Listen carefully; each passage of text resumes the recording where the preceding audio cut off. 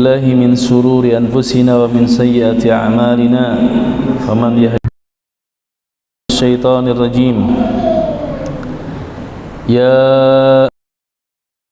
ربكم الذي خلقكم من نفس واحدة وخلق منها زوجها وبث منهما رجالا كثيرا ونساء واتقوا الله الذي تساءلون به والأرحام إن الله كان عليكم رقيبا وقال يا أيها الذين آمنوا اتقوا الله وقولوا قولا سديدا يصلح لكم أعمالكم ويغفر لكم ذنوبكم ومن يطع الله ورسوله فقد فاز فوزا عظيما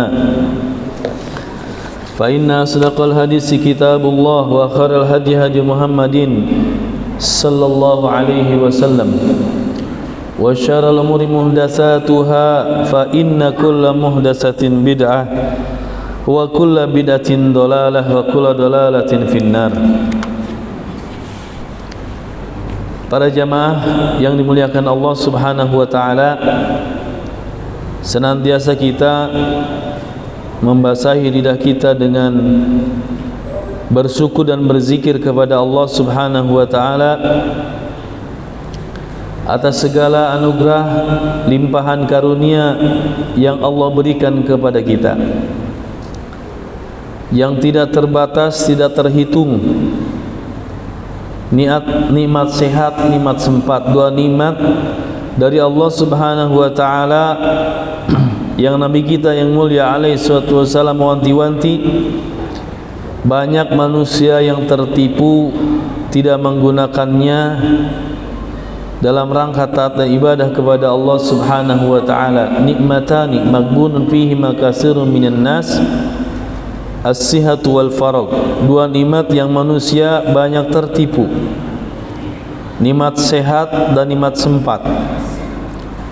Maka bersyukur sekali lagi kita kepada Allah Subhanahu wa taala, dengan sehat dan sempat ini kita masih meluangkan untuk talabul ilmi, untuk membaca qala Allah, qala Rasul, qala sahabah, untuk membaca sirah nabawiyah, perjalanan manusia agung yang pernah dilahirkan di muka bumi ini.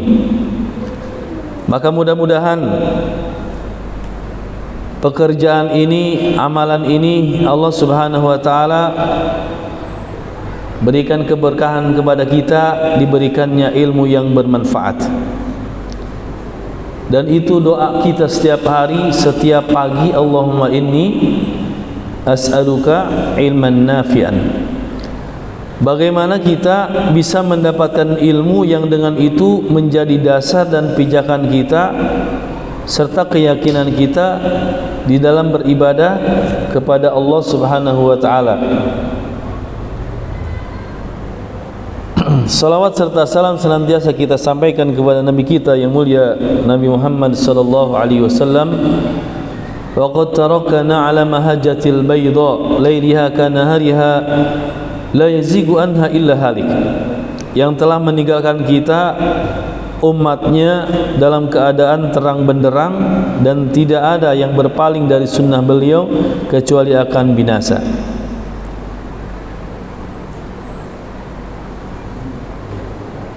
Para jamaah yang dimuliakan Allah Subhanahu wa taala, kita lanjutkan pembacaan sebuah kitab, ya, Taghridatus Sirah An-Nabawiyah.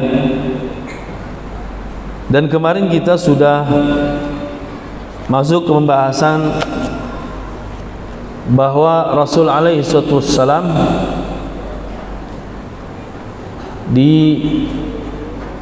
disusukan oleh Bani Sa'ad oleh Halimatus Sa'diyah. Dan kita lanjutkan dengan judul Hadisus Syaqi Sadrihi Syarifi sallallahu alaihi wasallam wa khatamin nubuwah. Ini sudah ada ya? Kemarin sudah saya share kepada Akh Aldo bukunya, bisa nanti minta kepada beliau digital ya. sambil kita belajar bahasa Arab. Hadisu sakki sadrihi syarifi sallallahu alaihi wasallam wa khatami an-nubuwah. Judulnya adalah peristiwa dibelahnya dada Nabi yang mulia sallallahu alaihi wasallam dan khatam. Khatam itu artinya adalah stempel. Ada yang mengartikan cincin kenabian, stempel kenabian. Waqa hadisu sakir sadri li Rasulillah sallallahu alaihi wasallam wa huwa inda Halimah as-Sa'diyah. Peristiwa tentang pembelahan dada Rasul sallallahu alaihi wasallam ketika beliau di Bani Sa'ad, ya, ketika disusukan oleh Halimah as-Sa'diyah. Syaqa Jibril alaihi salam sadra Rasulillah sallallahu alaihi wasallam. Malaikat Jibril, ya, membelah dada Rasul sallallahu alaihi wasallam, wa akhraja qalbahu, dan mengeluarkan qalba. Qalba itu maknanya adalah hati, tapi secara fisik makna qalba itu adalah jantung, organ. Jadi organ itu, qalbun itu adalah jantung, tapi secara maknawi artinya hati, jiwa. Jadi mengeluarkan jantung beliau, wa ghasalahu bima'in zamzam, dan mencucinya dengan air zam-zam dari baskom emas, wa akhraja minhul alaqah sauda, dan mengeluarkan dari jantung itu segumpal darah berwarna hitam. Jadi kalau kita lengkapnya di Ar-Rahiqul Maktum disebutkan bahwa ketika usia 4 atau 5 tahun, ketika Rasul dengan teman-temannya sesuanya main seperti ini, seperti di depan kita ini, anak-anak lagi main, kemudian malaikat Jibril datang, kemudian memegang dan menelantangkan Rasul sallallahu alaihi wasallam. Itu disaksikan oleh teman-temannya, dan dibelah dadanya, dikeluarkan jantungnya, dicuci dengan air zam-zam yang baskomnya terbuat dari emas, kemudian dikeluarkan segumpal darah hitam di dalam jantung itu. Teman-teman yang melihat itu berlarian ke ibu susu mereka, kemudian mengabarkan bahwa Muhammad telah dibunuh. Maka berbondong-bondong datang, kemudian setelah selesai dicuci, Nabi sallallahu alaihi wasallam ditutup kembali, dapat kembali, kemudian mereka mendapati Rasul sallallahu alaihi wasallam lebih berseri-seri wajahnya.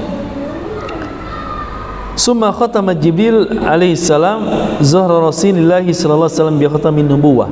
Kemudian malaikat Jibril, ya, menstempelkan, kalau di sini stempel, ya, menempelkan khataman nubuwah di mana? Di punggung Rasul sallallahu alaihi wasallam, ya, antara kedua bahunya di punggung. Kemudian mengatakan falaisa li syaitani alaihi sabil, maka setan setelah itu tidak ada jalan untuk menggelincirkan Rasul sallallahu alaihi wasallam. Wa asbaha sallallahu alaihi wasallam ma'suman, maka jadilah Rasul alaihi wasallam orang yang maksum, terjaga dari kesalahan, bi aqwalihi wa af'alihi, baik perkataannya maupun perbuatannya.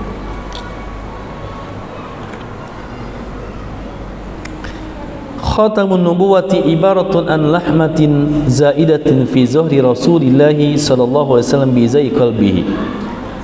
Jadi stempel kenabian itu sebuah ungkapan, sebuah ibarah daging, seperti daging yang tumbuh, ya, seperti daging yang tumbuh di belakang pundak Rasul sallallahu alaihi wasallam yang sejajar dengan hatinya. Jantung itu di sini, ya, hah? Ya, jadi pas, jadi di depannya jantung, di belakangnya itu adalah stempel itu. Hajmuha, ukurannya, hajmu baydatil hamamah, seukuran telur burung merpati. Jadi burung merpati sudah ada ketika itu, ya. Telur burung merpati segini, ya, seperti itu ukurannya.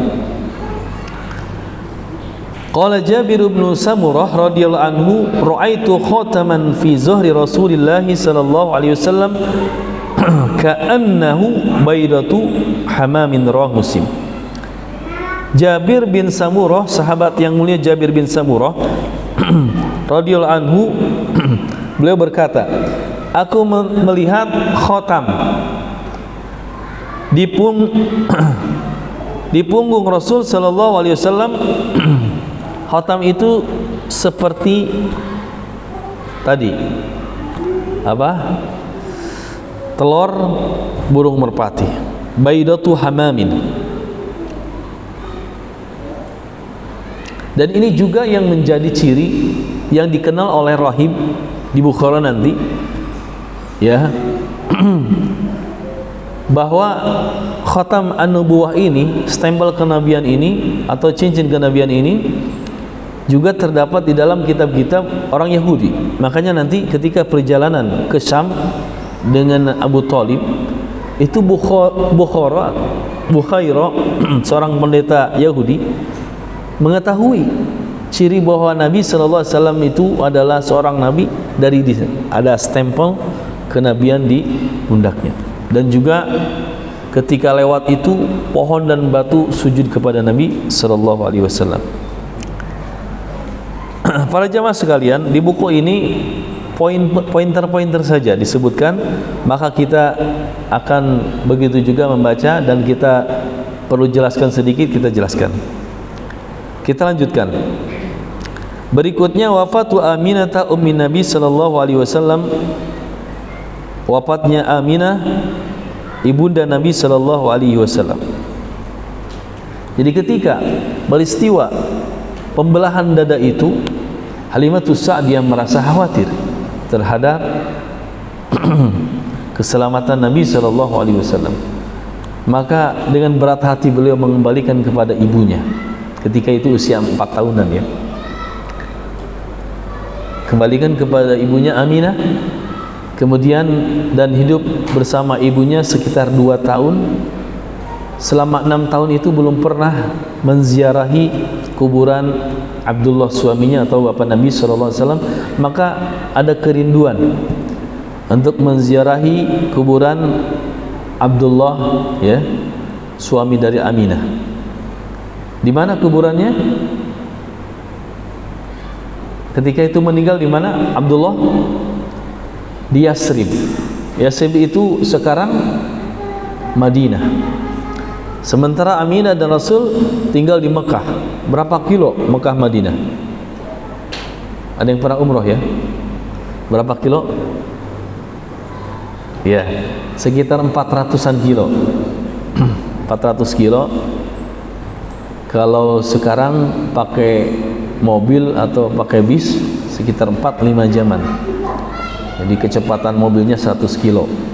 100 kilo. Jadi 4 jam 400 kilo. Ketika itu perjalanan bisa memakan waktu sepekan, ya, sepekan dengan onta atau jalan kaki. Nah, maka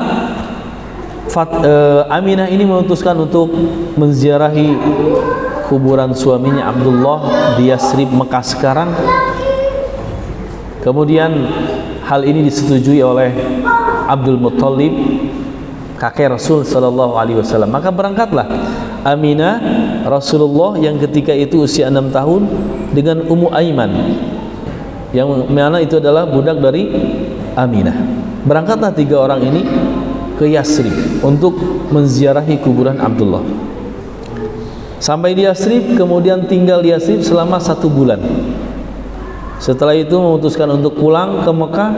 Di perjalanan antara Mekah dan Madinah mengalami sakit keras Aminah di daerah Abwa namanya, dan di situ pula beliau meninggal dunia di Abwa. Maka Rasul dibawa ya oleh Ummu Aiman kepada kakeknya. Wafatu Aminata ummi an-Nabi sallallahu alaihi wasallam. Raja Rasulullah sallallahu alaihi wasallam ila ummihi Aminata badan akmala sanatai inda Halimata Sa'diyah. Tadi sudah, ya.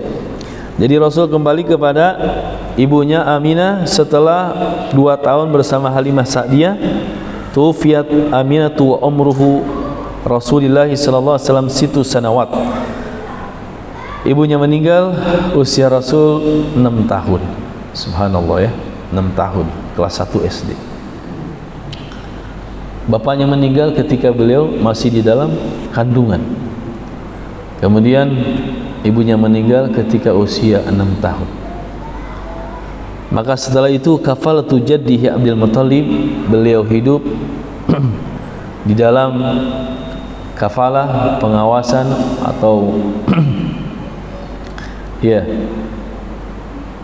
diasuh oleh kakeknya Abdul Muttalib. Melihat anak kecil seperti ini, kemudian ibu bapaknya sudah meninggal, melihat dengan pandangan yang sangat iba, sangat kasihan. Terlebih lagi adalah ini adalah cucu Abdul Muttalib. Ada bapak ibunya saja katanya, saya belum pernah punya cucunya, saya belum punya cucu, katanya cinta kepada cucu itu melebihi daripada sayang kepada anak ya. Itu ada ibu bapaknya. Seorang kakek menyayangi cucunya lebih daripada menyayangi anaknya sendiri. Itu ada ibu bapaknya. Terlebih lagi kalau itu adalah bapak dan ibunya sudah meninggal, tambah sayang lagi. Bahkan Abdul Muttalib itu kan yang memegang pengurusan Ka'bah. Di Ka'bah itu, di samping Ka'bah itu ada tempat duduk dia, semacam dipan. Abdul Muttalib yang keluarganya kalau mau ngumpul itu di samping-sampingnya dan tidak ada yang berani duduk di dipan tersebut khusus. Muhammad kecil usia 6 tahun, 7 tahun atau 8 tahun ya, duduk-duduk di sana. Saudara-saudara yang lain menahan dan mengusir untuk tidak duduk di sana. Melihat itu Abdul Muttalib mengatakan, biarkan saja anak itu duduk di mana saja dia, karena dia akan menjadi orang yang ya memimpin masa depan di masa yang akan datang. Kemudian kafalatu jaddihi Abdul Muttalib. Kafila Abdul Muttalib Rasulullah sallallahu alaihi wasallam ba'da wafati ummihi Aminata. Jadi diambillah oleh kakeknya Abdul Muttalib untuk diurusi, dilanjutkan pengurusannya setelah ibunya meninggal dunia. Tufiya Abdul Muttalib lamma balagha Rasulullah sallallahu alaihi wasallam 8 sanawat. Ya, kemudian Abdul Muttalib juga meninggal ketika usia beliau 8 tahun. Jadi berapa tahun pengurusan? 2 tahun ya, bersama dengan kakeknya dengan penuh kasih sayang. Kita lanjutkan. Para jamaah yang dimuliakan Allah Subhanahu wa taala, sekali lagi bahwa bagaimana seorang tokoh, seorang pemimpin ditempa dari kecil dengan begitu banyak ujian. Ini menjadi pelajaran bagi kita bahwa begitulah hakikat daripada kehidupan. Kenyataan tidak seperti apa yang diinginkan. Dan dengan peristiwa-peristiwa ini menguatkan, mengokohkan seorang Nabi sallallahu alaihi wasallam, karena akan ya memikul beban yang begitu besar. Maka ditempa, dilatih semenjak dari kecil. Bagaimana tadi ditinggalkan bapaknya semenjak masih dalam kandungan, ibunya 6 tahun, ditinggalkan juga oleh kakeknya usia 8 tahun. Kemudian kafalatu ammihi Abi Thalibin wa ahammu a'malihi sallallahu alaihi wasallam. Kemudian pengurusan oleh pamannya Abi Thalib, wa ahammu a'malihi, dan pekerjaan-pekerjaan dari Rasul sallallahu alaihi wasallam. Jadi Abu Thalib ini kan adiknya daripada Abdullah. Jadi paman beliau sallallahu alaihi wasallam. Abu Thalib juga bukan orang kaya dan banyak anaknya, tetapi demi membuat bahagia keponakannya ini, dan memang titipan dari Abdul Muttalib ketika hendak meninggal dunia untuk diurus oleh Abu Thalib. Kafila Abu Talibin Rasulullah sallallahu alaihi wasallam ba'da wafatihi jaddihi Abdul Muttalib. Ra'a Rasulullah sallallahu alaihi wasallam al-ghanama. Maka ini pekerjaan-pekerjaan Rasul ketika di bawah pengasuhan Abu Thalib, bahwa beliau berlatih untuk mencari luqmatul aish, suap nasi. Karena tadi Abu Thalib juga adalah banyak anak dan bukan orang kaya, sangat keterbatasan. Maka Rasul ketika usia 8 tahun itu mulai bekerja dengan mengembala kambing. Tidaklah seorang nabi diutus kecuali sebelumnya adalah mengembala kambing. Maka apakah tarbiyatul auladina, untuk melatih anak-anak kita, kita ajarkan mereka untuk memelihara kambing? Bisa juga, ya. Karena dengan memelihara kambing ini kita melatih anak kita untuk menjadi pemimpin. Seekor kambing, beberapa ekor kambing, bagaimana mengurus kambing, nyari makannya, tempat tinggalnya, bagaimana ketika melahirkan, ketika sakit, ya, itu akan terpupuk dalam dirinya sifat-sifat yang bagus. Bagaimana bersabar, bagaimana atifi, ya, bagaimana berempati, itu akan melatih anak itu ketika sakit kambing itu, ketika melahirkan, dan ketika dijual, gitu ya. Jadi ketika dijual itu kan dia sudah ada dalam dirinya. Ketika dijual itu apalagi dipotong. Saya dulu pernah piara ayam waktu kecil. Wah, itu kan nurut gitu, bagus-bagus. Ketika mau dipotong sedih gitu. Jadi sudah sebagian hati kita sudah, ya, padahal dia dipiara untuk dipotong atau dijual. Para jamaah milikkan Allah Subhanahu wa taala, ra'a Rasulullah sallallahu alaihi wasallam al-ghanama. Rasul memelihara kambing dan tidak ada seorang nabi diutus kecuali pernah, ya, mengembala kambing. Makanya ada ungkapan min ri'atil ghanam ila ri'ayatil alam. Min ri'ayatil ghanam ila ri'ayatil alam. Dari mengembala kambing menjadi penguasa dunia. Dan itu yang terjadi setelah beberapa tahun kemudian Rasul sallallahu alaihi wasallam menjadi pemimpin dunia yang tidak ada yang menandinginya. Hanya dengan kurun waktu 23 tahun bisa menguasai dunia sampai sekarang. Ajaran-ajarannya masih tetap dan lanjut. 23 tahun beliau berdakwah. Coba pemimpin dunia mana yang seperti Presiden Soeharto 33 tahun, ya? Tapi mana pengaruhnya, dampaknya? Tidak ada. Husni Mubarak 30 tahun lebih, tapi justru dijatuhkan oleh, ya, oleh rakyatnya. Tapi Nabi SAW hanya dalam kurun waktu 23 tahun beliau ajarannya sampai sekarang dan sampai hari kiamat akan tetap ada. Para jamaah yang dimuliakan Allah Subhanahu wa taala, ra'a Rasulullah sallallahu alaihi wasallam al-ghanama. Kemudian syahida Rasulullah sallallahu alaihi wasallam harbal fijar. Ketika usia 15 tahun Rasul, ya, menyaksikan perang Fijar. Perang Fijar itu disebut perang Fijar karena di waktu, di tempat yang suci, ya. Jadi orang-orang Arab ketika itu pun ada aturan tidak boleh berperang di Asyurul Hurum. Tapi ketika dilakukan itulah salah satunya disebut perang Fijar. Perang Fijar ini selama 4 tahun, tapi berkecamuknya hanya beberapa hari saja setiap tahun. Jadi tidak 4 tahun terus menerus, tidak. Setiap tahun itu hanya beberapa hari saja berkecamuknya. Setelah itu mereka istirahat dan beraktivitas seperti biasa. Dan Nabi ketika itu pun ikut serta dalam perang Fijar. Beliau bagian ngumpulin anak panah untuk diberikan kepada orang-orang Quraisy. Jadi perang Fijar ini antara orang-orang Quraisy dan Bani Kinanah dengan Qais Ailan, Bani Qais Ailan. Yang mana setelah 4 tahun itu berlalu perang Fijar, maka muncullah yang berikutnya, syahida Rasul sallallahu alaihi wasallam hilfal fudul, perjanjian Fudul.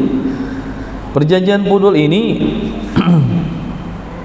imbas daripada perang Bijar, yang mana kesepakatan antara kedua belah pihak untuk an la yajidu bimakkata mazluman min ahliha wa ghairihim min sairin nas. Jadi mereka juga, ya walaupun jahiliyah, mereka tahu kezaliman itu tidak boleh dilakukan. Harta riba itu haram dan uang berzina itu juga haram. Maka ketika pembangunan Ka'bah pun mereka selektif. Dana-dana itu tidak boleh dari hasil dari perzinahan, tidak boleh dari riba, termasuk dari kezaliman, mencuri dan lain sebagainya. Itu Arab Quraisy. Maka perjanjian Fudul ini juga adalah kesepakatannya itu an la yajidu bimakkah madluman, bahwa tidak boleh di Makkah dan sekitarnya ada kezaliman yang dilakukan, baik kepada penghuninya ataupun kepada yang lain, kepada manusia yang lain. Kalau ada kezaliman, maka penduduk Mekah akan membela orang tersebut. Ya, salah satu penyebabnya muncul kesepakatan ini juga adalah bahwa terjadi jual beli, kemudian sudah disepakati tapi tidak diberikan harganya, uangnya. Itu kezaliman, maka ini disepakati bahwa hal tersebut tidak boleh terjadi di Mekah dan sekitarnya, dan kepada penduduk Mekah ataupun kepada penduduk selain Mekah. Para jamaah yang memuliakan Allah Subhanahu wa taala. Kemudian juga ya, bahwa ketika usia 12 tahun Rasul sallallahu alaihi wasallam diajak oleh pamannya Abu Thalib untuk berdagang ke Syam. Syam itu sekarang 4 negara: Libanon, Yordan, Syria dan Palestina, ya. Sekarang 4 negara itu, dan diajak ke Syam untuk berdagang li ila fi Quraisyin ila fihim rihlatas syita'i was shaif. Jadi kebiasaan orang Quraisy ketika itu pun mereka berpergian untuk berdagang, salah satunya ke Syam. Dan Nabi ketika usia 12 tahun diajak oleh pamannya untuk berdagang ke negeri Syam. Sampai kepada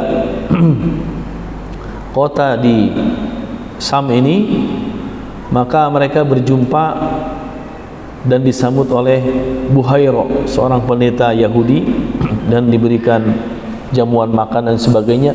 Padahal sebelumnya Buhairah ini tidak pernah keluar dari rumahnya, tapi beliau melihat dari jauh, dari Aqabah, dari sebuah tempat Aqabah saja, melihat rombongan ini, batu dan pohon sujud. Maka disuruhlah untuk ke rumahnya dan dijamu dengan jamuan yang luar biasa. Kemudian tadi disampaikan bahwa itu yang pertama, itu tanda Nabi, tidak ada kecuali itu adalah tanda seorang Nabi ketika batu dan pohon itu sujud.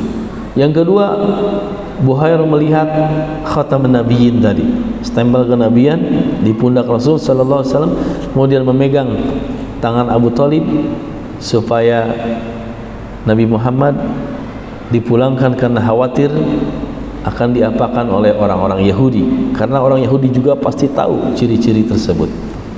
Akhirnya Rasul dan beberapa sahabat, beberapa orang diperintahkan untuk kembali ke Mekah oleh Abu Thalib. Kemudian juga para jamaah sekalian, kharaja Rasulullah sallallahu alaihi wasallam fi tijarati Khadijah radhiyallahu anha ma gulamiha Maisarah. Ketika usia 25 tahun sudah dewasa dan sudah manusia mengenalnya dengan baik bahwa beliau adalah Siddiqul Amin, orang yang jujur, orang yang terpercaya, maka Khadijah memerintahkan kepada pembantunya Maisarah untuk menawarkan dagangan kepada Nabi Muhammad sallallahu alaihi wasallam untuk dijual di negeri Syam.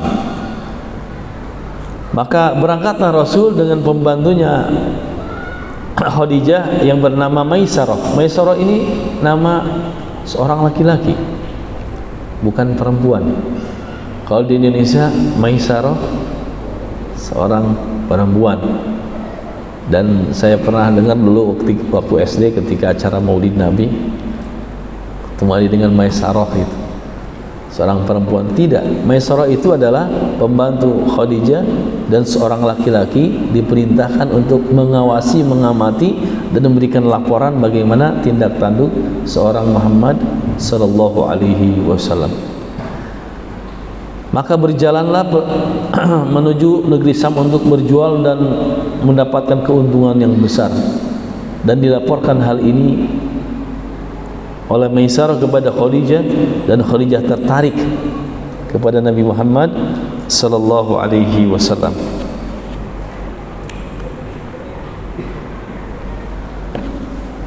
Wa kanat yawma idzin afdalun nisa'i. Khadijah adalah ketika itu wanita yang paling utama di kalangan orang-orang Quraisy. Ya. Memiliki keturunan atau keturunan yang mulia, cantik, cerdas, kaya. Ya, dan banyak yang menginginkannya. Tapi ketika melihat Nabi sallallahu alaihi wasallam, beliau tertarik dan memerintahkan bantunya untuk menyampaikan hal ini. Kemudian singkat cerita bahwa menikahlah Nabi Muhammad sallallahu alaihi wasallam dengan Khadijah. Ketika itu usia beliau 25 tahun, dan Khadijah, kata beliau di sini, walam yasbut syai'un fi umri Khadijah radhiyallahu anha hina tazawwajaha Rasulullah sallallahu alaihi wasallam. Kata beliau, kata Syekh, tidak ada riwayat yang sahih yang tetap berapa usia Khadijah ketika meninggal. Adapun riwayat yang lain usianya 40 tahun, lebih tua 15 tahun dari Nabi sallallahu alaihi wasallam. Kemudian, dan itu terjadi setelah 2 bulan setelah berdagang ke Syam.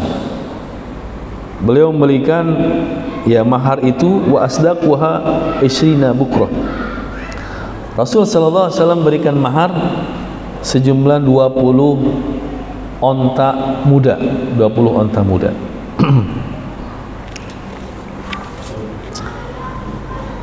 Ruziku Rasulullah sallallahu alaihi wasallam min Khadijah radhiyallahu anha auladahu.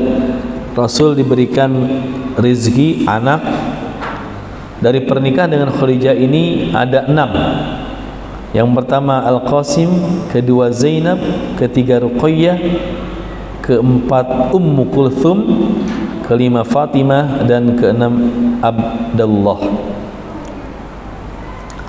Adapun Ibrahim itu adalah dari istri yang lain. Ya. Kemudian Al-Qasim itu meninggal ya ketika masih kecil. Makanya kan beliau disebut dengan Abul Qasim. Zainab, Ruqayyah, Ummu Kulsum, dan Fatimah itu juga meninggal, kecuali Fatimah ya, meninggal ketika Rasul masih hidup dan sempat memeluk Islam. Bahkan Ruqayyah ini adalah istri siapa? Ruqayyah, Utsman bin Affan. Setelah meninggal Ruqayyah, menikahi lagi Ummu Kulsum. Makanya kenapa Utsman bin Affan radhiyallahu anhu mendapatkan gelar Zu Nurain, yang memiliki 2 cahaya, karena menikahi 2 putri Rasul sallallahu alaihi wasallam.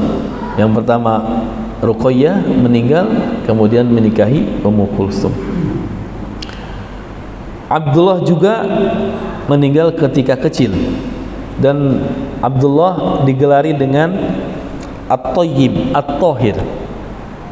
Ya, makanya Nabi disebut Abu Tayyib, Abu Tahir. Wa dzalika li'annahu lida ba'dal bi'tsah, karena dilahirkan setelah kenabian usia 40 tahun. Para jamaah sekalian, berapa tahun Rasul sallallahu alaihi wasallam rumah tangga dengan Khadijah? Iya. Rasul sallallahu alaihi wasallam rumah tangga dengan Khadijah itu 10 tahun. Jadi usia 50 tahun Khadijah meninggal, Iya. Berarti masih di Mekah. Ya, masih di Mekah, masih berdakwah di Mekah, kan 3 tahun 13 tahun ya, 3 tahun secara sembunyi-sembunyi, 10 tahun secara terang-terangan, dan berarti tahun ke-10 dari kenabian Khadijah meninggal. Dan Rasul, Khadijah itu istri pertama, dan selama menikah dengan Khadijah beliau tidak berpoligami. Ya, 10 tahun.